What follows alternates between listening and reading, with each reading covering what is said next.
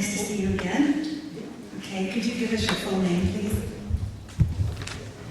My name is Dorsal Plant, and I'm the chair of the Highland Park Action Committee. Good morning, everyone. Morning. Just want to start by mentioning briefly, we followed the yellow sheet at the last public forum, so we had a couple of our own questions we thought we'd go ahead and answer for everyone. The other thing I want to start also by saying is that the city's right.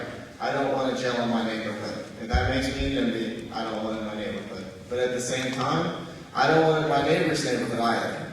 A regional solution is the best answer.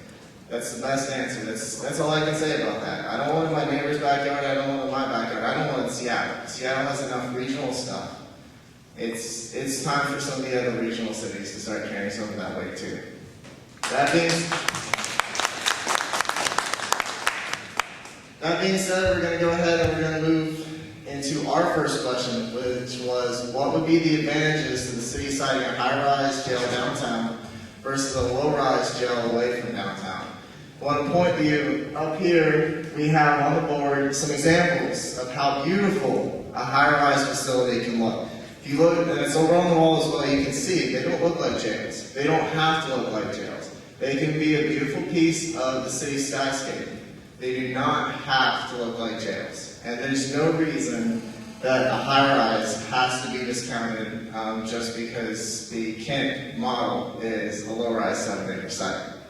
Some of the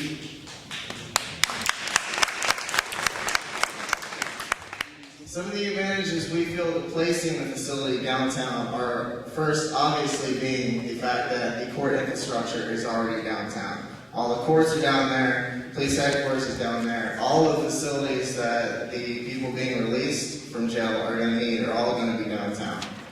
It's also centrally located to the other cities. If we're going to partner with the east side or it's going to be a regional solution, we need to start looking at sites that benefit not just Seattle, but the entire area. And let's face it, downtown is the central hub. You get off 520, you can get right downtown. You get off I-90, you can get downtown. You get off 520, you can't just get to the south end quickly. You get off I-90, you can't just get to the north quickly. But you can get downtown, it's the center.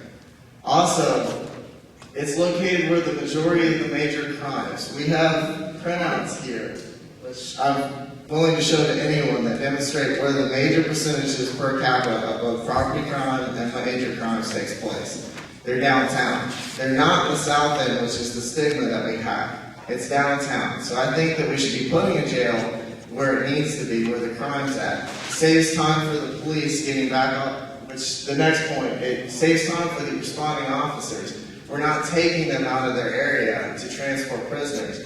The crime's happening downtown. They're transporting them downtown to the facility. They're still downtown. That's quick response time. We also have the fact that public defenders and families aren't going to have to travel outside of the area. The majority of public defenders are set up downtown. Why? Because that's where the courts are. That's where the King County Jail is.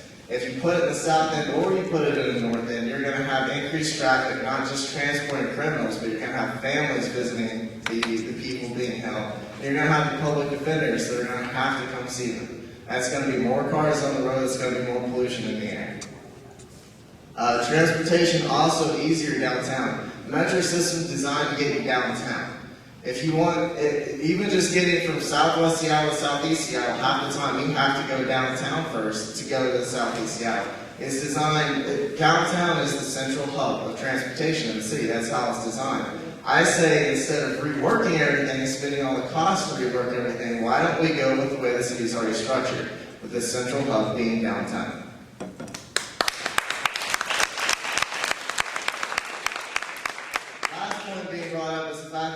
Downtown is not a residential area.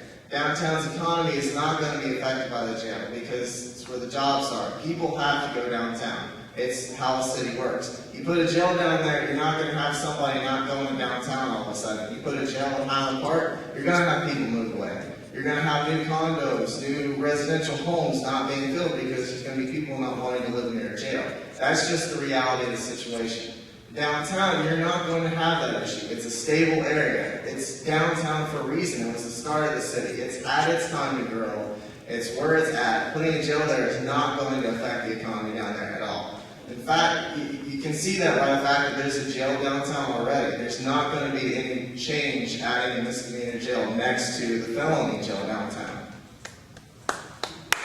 The other thing we want to point out is one of the major differences that makes the Kent Regional Justice Center just a good neighbor is the fact that it's internalized. There aren't all these reminders. You're not going to do like you would parking right there at the intersection at Highland Parkway and sit there and see a criminal getting transported downtown and then being transported back in the facility. You go into the Kent Regional Justice Center, your court's there, your public defender is there. You don't have to leave the facility until your time is served. All the reminders are internalized. Here, every day, the citizens in Highland Park, the South End, and in the North End are going to be stuck with the reminders that the jail is there. It's not something that we can just make nice and fancy and forget to jail.